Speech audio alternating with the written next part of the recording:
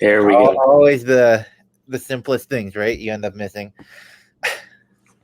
All right, awesome. Well, Jessie, it's nice to have you on the podcast. I'm really happy you decided to reach out and get this started. I think it's a great idea. I think it's gonna provide a lot of value.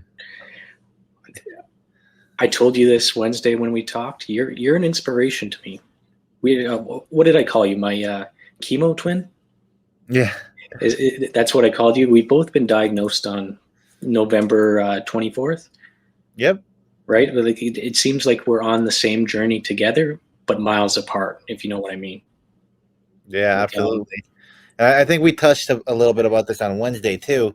Even though we're these cancer twins, right, and we were both diagnosed on the same day, we've both had a very different experience with that. Yes. You're from Canada, and that's a completely different world than I even recognize, right? We're always wearing toques up here and building our igloos. Yes. Yeah. There you go. And we're always finding something new to fight about down here. Yeah, it's just the way it is, right? But yep.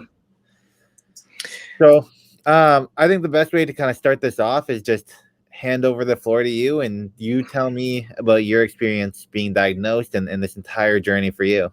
Oh, big story. So when was it? It was 2019. I went to I don't know if you guys have them in the States, but it's almost like a virtual doctor. You go to a walk-in clinic. Your doctors, it's literally what we're doing right now. You tell the doctor your symptoms, and they go from there. They send you for ultrasounds. They send you for blood work and everything. I went for one of those in 2019, September sometime. I had a mass on inside my armpit. That's where mine started. Gotcha. So when I originally went to see the doctor then, they sent me for blood work. They sent me for ultrasounds. Everything came back weird, but not weird to the point where they wanted to research it more. So they said to hold off on a biopsy because they didn't want to put me through the, what's it called? The stress of having to do a biopsy and recover from that if it turned out to be nothing. They told me to just keep an eye on it. It could take months to a year to actually have the swelling go down. So that's essentially what I did. I just kept an eye on it. I Googled it like crazy, like how to get rid of swollen lymph nodes, all that. I was drinking apple cider vinegar and lemon juice on the daily because that's supposed to clear up lymph node bacteria, but it didn't work. Yeah. Then came 2020, October. I had intense pain in my arm, and I noticed lymph nodes developing on my neck. So I figured, hey, it's not getting better, it's getting worse. Let's see what my family doctor says. See what he recommends we do. And that was in the full COVID era. Right. So nothing is normal anymore. Like I can't physically go see him. I asked if I could, hey man, can I come see you? No, we're closed down. Everything's got to be on the phone. So it's a very weird situation we're both in, I think. Right? Have you seen your doctors on a regular basis, or is it mostly phone conversations? It was mostly phone conversations. So the first time I got to see my doctor was after my first treatment. And that's your oncologist, or is that your my oncologist? Yep. Yeah. So same with me. I met my oncologist once before everything started, and then from there it was phone. And I probably see him in person every 2 months, every 3 months. Gotcha. But going back, my family doctor sent me for ultrasounds again, blood work. My blood work came back really strange.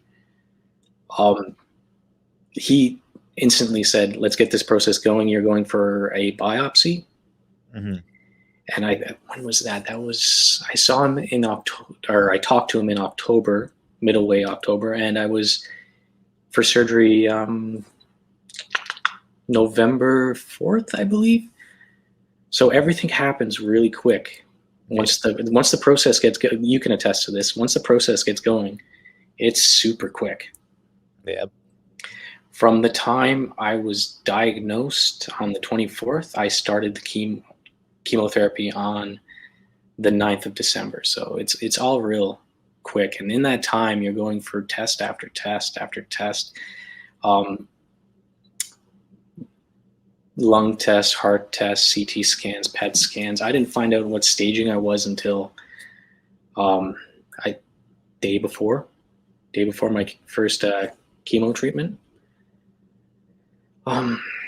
Yeah, scary stuff. But so on the note of what staging you're at, yeah. because you started having that lymph node so early, what stage were you at? See, I don't know because I never had the biopsy done in 2019. I don't know if it was cancerous, if it was just bacteria or whatever. But I turned out I am stage 2 Hodgkin's lymphoma. Okay, good to know. Yeah, because I would have been more concerned if that caused you to be like a late stage 3 or an early stage 4 even because of that delay. Yeah, that was at the back of my mind the whole time. I'm like, I could have started this a year ago. Yeah. But everything happens for a reason, right? Like exactly. So, wow, that's an interesting, very interesting story. Yeah, it's very different from mine, which is really interesting. Especially, I was actually slightly misdiagnosed because I had originally thought I was stage 2, but it ended up being that I was stage 3. But we'll get into that a little bit later. So yeah. And so far, how has your experience been going through the chemotherapy regimen? It's interesting to say the least. Every session, I think we're on the same regimen, right? Six infusions, 6 cycles, 2 infusions a cycle, right? Yep. Leading up to 12. Yeah, I just count them by session because I'll get confused with all the numbers. So I just say 12 total, and I've completed 8. We're at the exact same stage. Yeah. Yeah. So each one is different, in my opinion. Sometimes I'm in bed for a week. Sometimes I think my quickest recovery was 3 days until I felt somewhat normal. Yeah. Which you can attest to too. Is normal for us now is not really normal.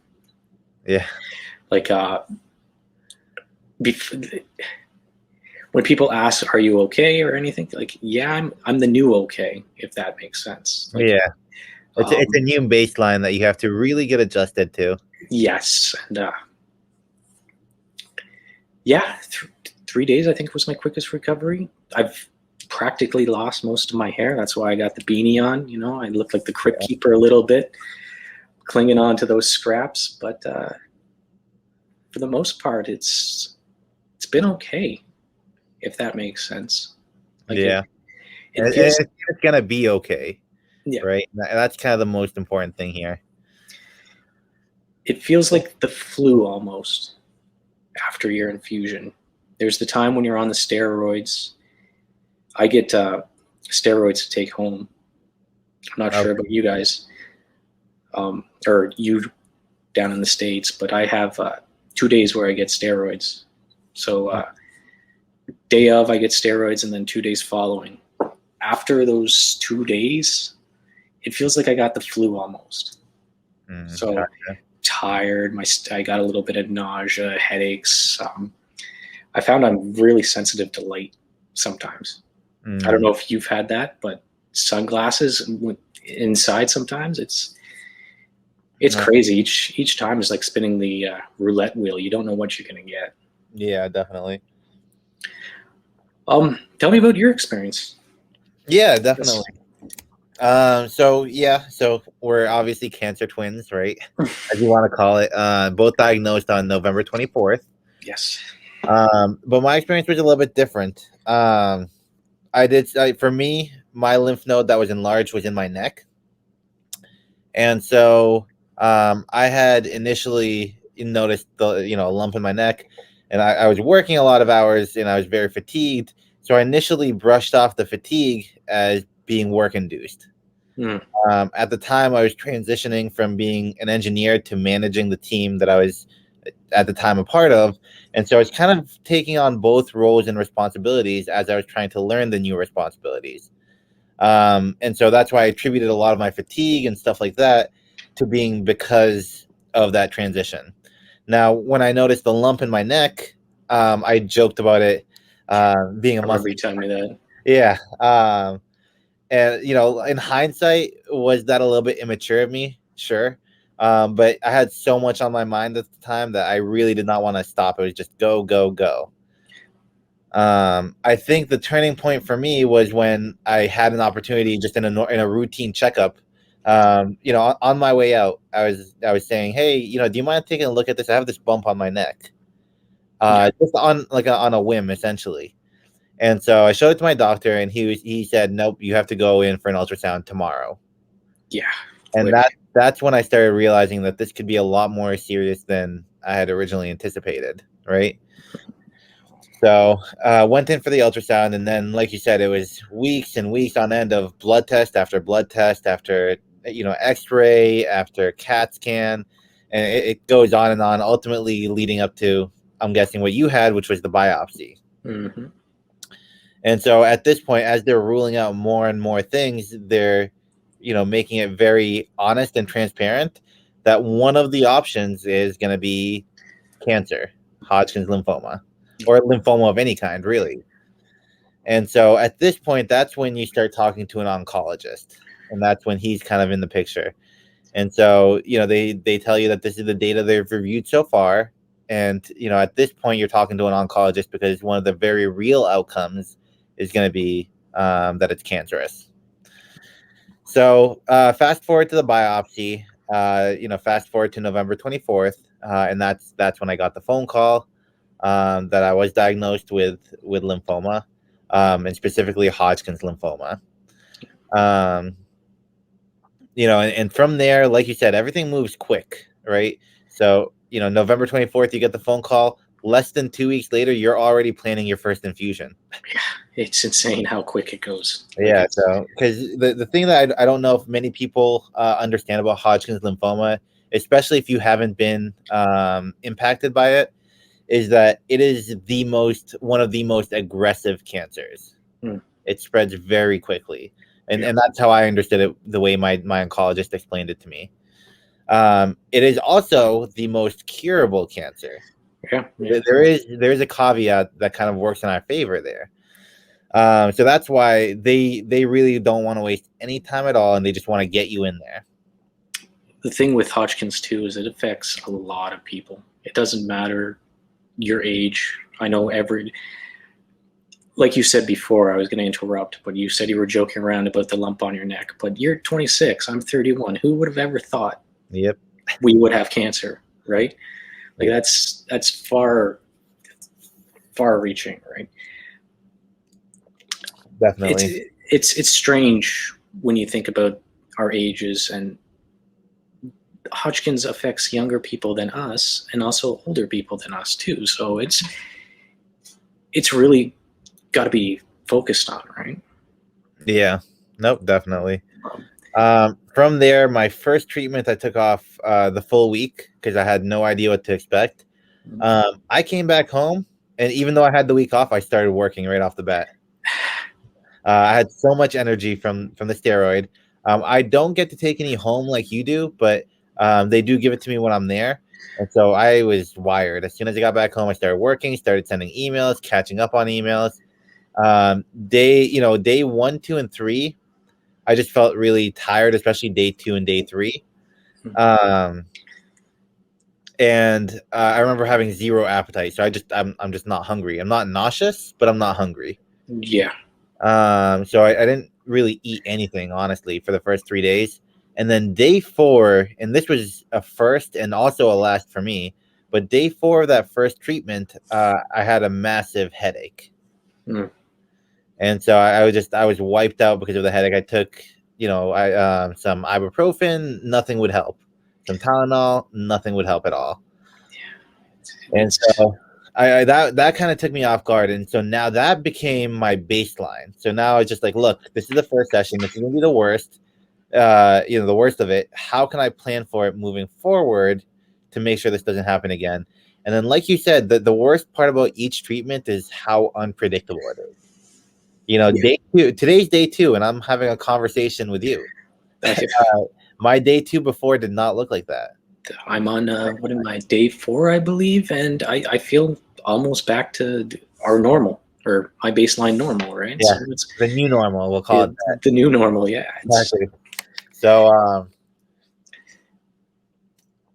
it's very unpredictable. There have been sessions that have just impacted my stomach very severely. I've had a lot of heartburn. I've had a lot of like gut issues where I just feel bloated.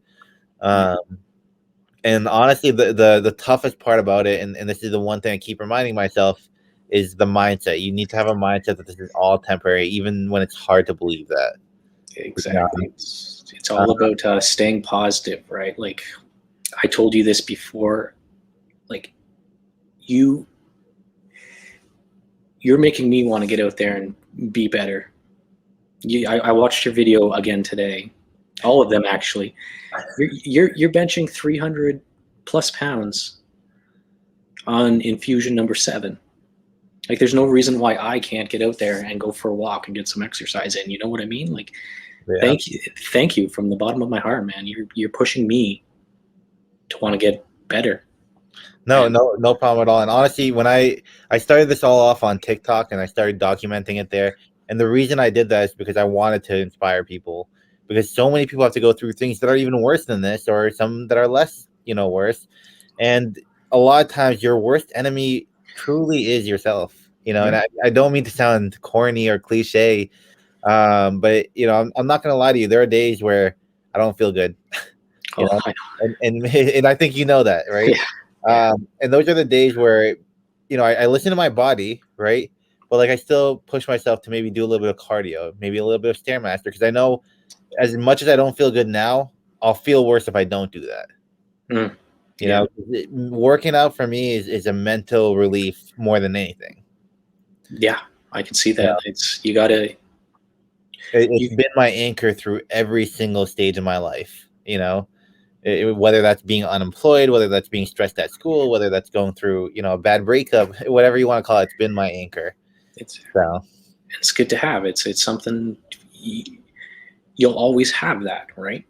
Like no matter what you do, you can always go lift weights, which is amazing, and it's exactly. You're staying active. You're like, kudos. Thank you. 300 pounds. Like I'm.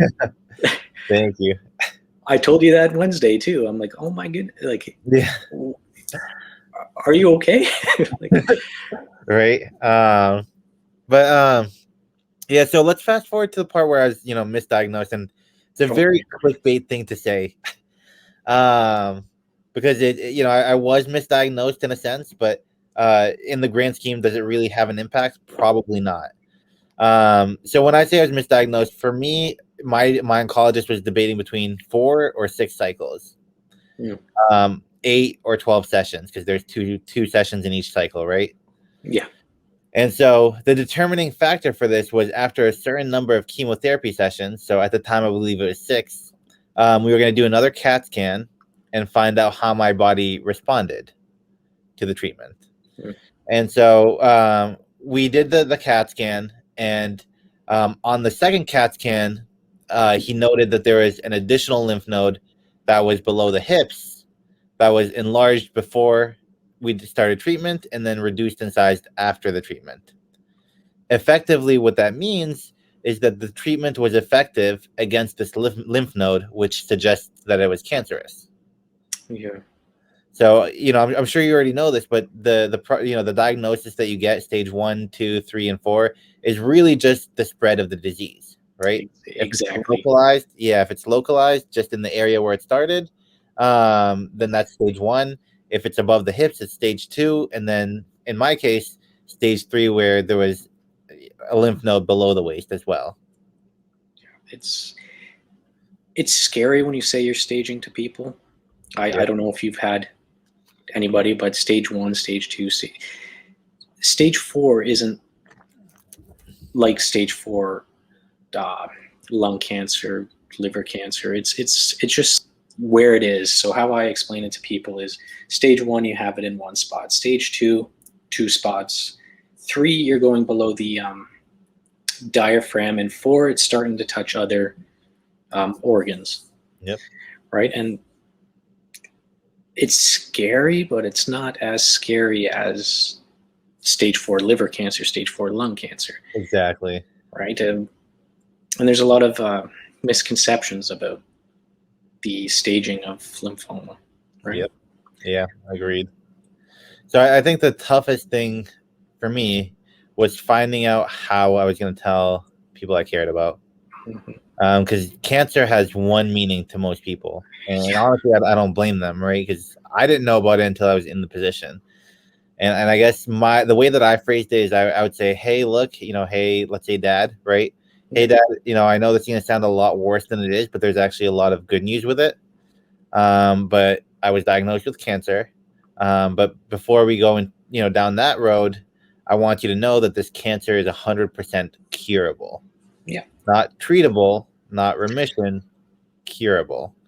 And I think making that distinction right off the bat set the tone of the conversation in a much more positive light.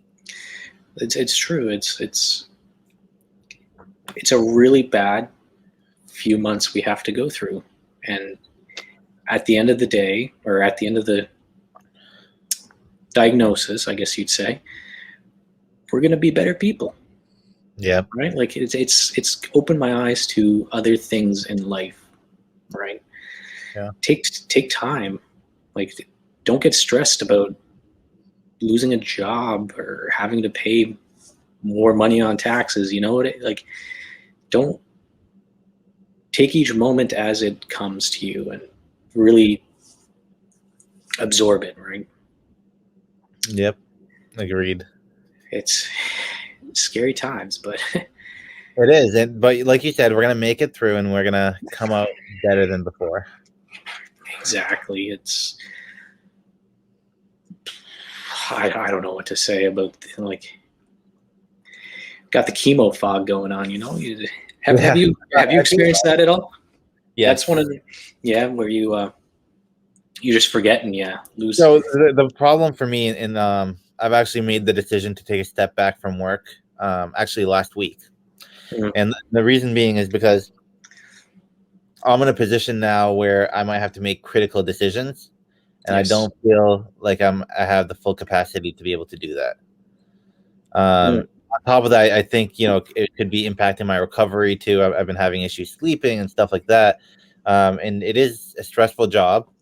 I'm very grateful to have it, but it is stressful. But I think that could impact my recovery, and so I decided to. And this is the hardest thing I've ever had to do, to be honest with you. Yeah.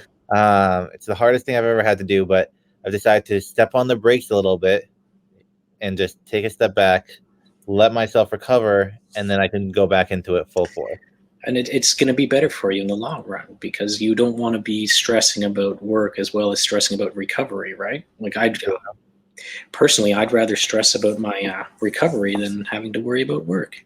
See, right? Like, it's logically, I know that.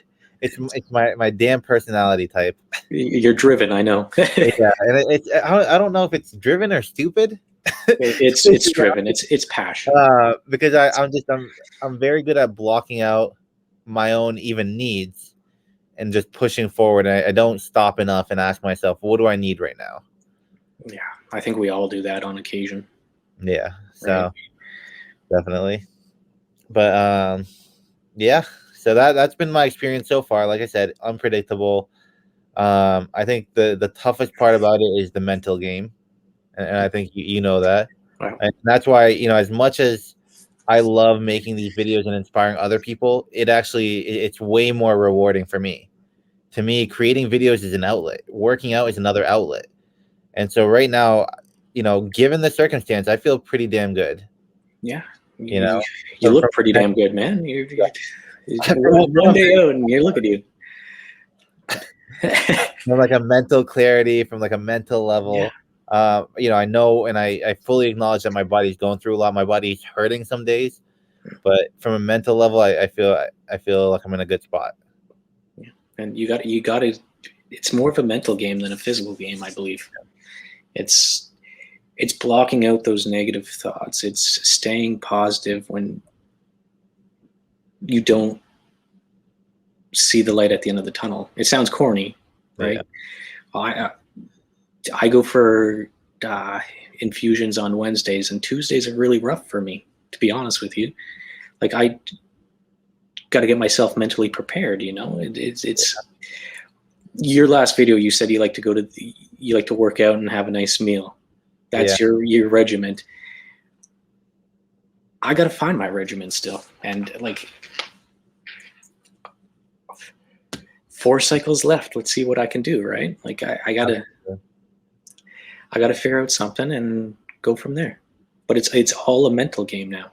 It's not physical, because we know what to expect. Yeah, at this point, you've seen the worst of it. You really have. Yeah. And you've gone through the worst of it. So now it's about flipping that switch, identifying how you can get through it up here, right? And you know that. I think you know that more than anyone. It's way easier said than done. It's simple on paper, but it's not easy by any means. And I've been there myself. That's the reason why I have the routine now. Yeah. I was trying to figure it out, and I noticed that for me, it's Fridays. Dreading Fridays is not the way to do it. Yeah. I'm not dreading the Wednesdays. It's just, I don't want to go, if you know what I mean. Yeah. Like, I know I have to go, but I don't want to. If that makes sense. So speaking of the mental game, a really interesting thing happened to me, or started happening to me. And I think this is mental, right? Yeah. So I want to say it was chemo session number 6. Ooh, sorry, give me 1 second here. Yeah. Let me just reset the camera.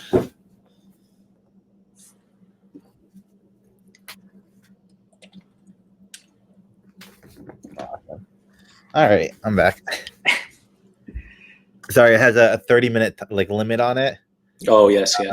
Yeah. So, anyways, back. So one of the things, we were just talking about the mental piece of it, and how that could impact your physical, right? So what I noticed on chemo session number 6, I want to say, or maybe it was even 5 actually. Woke up that day, did everything normal, right? And then on my way to the hospital, I started getting nauseous. Yeah. And I'm just like, well, logically, Mina, this doesn't make any sense. You have not had any chemotherapy in your body.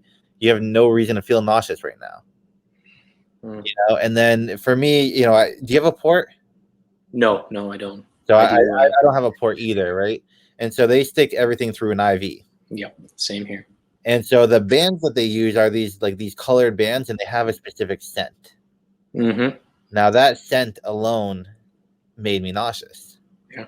And so, I told the nurse, I was like, this doesn't make any sense. I was like, why does the nausea feel so real? And she goes, well, it is real, Mina. The nausea is real. It's coming from a place of, from your mental state rather than your physical state. But it's equally as real. So it's crazy how the mind could work, and you could, fall into this just because you think of the nausea. Does that make sense? Yes, I actually have the same thing. Now, at your clinic, do you have to wear a mask at all times? Yep. So at my clinic, they give us the blue surgical mask. So I was talking to my nurse too, and I was like, I don't know why I feel so sick this time. The only thing I can really identify is that, the smell that they have? Yeah. That smell seems to bug me. Okay. Like, I seem like an anti-masker right now, but I'm like the smell of the mask kind of triggers me into having the chemo feelings, like the infusion and it sounds very weird unless you've been there, but you can attest to it. Yeah. I mean, for me, it's any smell. Purell made me nauseous the first 5 or 6 sessions. It's for me the biggest trigger. I think you mentioned light for you. Yeah. For me, my biggest trigger was smell. Oh yeah. Yeah, right off the bat, and I knew that very early on, and it made no sense to me. It's weird. Yeah, but it just happened. It's crazy. Like I all these mental things that it triggers and physical triggers, and it's an experience. Yeah, definitely. Right? Like it's hard. Yeah. I keep saying that, but look at us. Oh, it is. It is. And the thing that gets me excited about it is, for me, I feel like when I'm working out, I feel like I have chains holding me down, right? My body is fighting me in every way possible to stop, right? And I listen to it, right? I'm not saying I ignore it, but I cannot wait for those chains to be lifted. Yep. And just see what I have in me, find a new way to challenge myself and push beyond those boundaries. After this is all done, like, what can you accomplish after this is all done? Exactly. Right? Like What can stand in your way if you're doing it under these circumstances? What else is left? Yeah, sky's the limit, really. Right?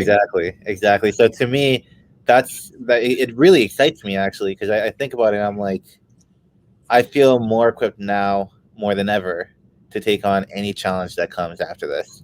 Mm-hmm. I think we talked about this on Wednesday too. I said I was nervous about doing something like this, but like, if we can go to chemo, what else can we do? Yeah. Right? Like, this is something, I'm 31 and I never thought in a million years it's something I would have to face, right? But look at me, and what else can I do with myself? Yeah. Like you said, the chains coming off. Like, what can we do with ourselves now? Yeah. That we've come through this life experience. Yep. So that's all that I really had. Yeah, I think that's a perfect spot to end it. But I'd love to talk to you again. Absolutely. I think that's going to be the first of a series. What are your thoughts on that? I think that's a perfect idea. Okay. We can keep doing this. Maybe touch back. What's today? Saturday. Yep. Let's do another, maybe after we're feeling both good. Yeah, I was thinking, why don't we do it next Saturday in a week? Yeah, before our infusion. We're going to be back to like 100%. Next infusion is going to be that following week. Yep. How does that sound? Sounds amazing. And we'll talk more about our first experience with chemo, if that's right. Because I think, like we were talking about, it's more mental than it is physical. Yeah, absolutely. Right? For me, the hardest part about going to chemo for the first time was actually going to chemo. Right. The trip, the building up in my brain, all of that. Yeah. Was harder than actually going. You almost, I found, you almost have to dumb yourself down to be prepared for it. Mm-hmm. Right? You can't try to prepare because you don't know what to expect. Yeah. So the only way to prepare is to not think about it. Exactly. Not visualize it. Because I know there were days leading up to that first chemo session that I got in my head a lot. And then I was like, you know what? Just like anything else in life, you just have to take it as it comes, and you're going to have to take it head on. Yep. And that's really what it comes down to. Exactly. And it's like everything in life, head on. Right? Yep. Yes, sir. So, but we'll save that for the next episode. We'll talk about that a lot more in depth. Yeah. I think that's a really big part of it that you and I skipped this time around. So I'd like to circle back on that. Oh, for sure. And we'll start this as a series. We'll see if we can get some more people on here too to talk about their experience as well. Okay, right? Sounds good to me. There's a lot of people out there that are going through journeys similar to us. Older people, younger people. Yep. More handsome people. Right? But yeah, definitely. We'll go from there. Okay. Sounds good.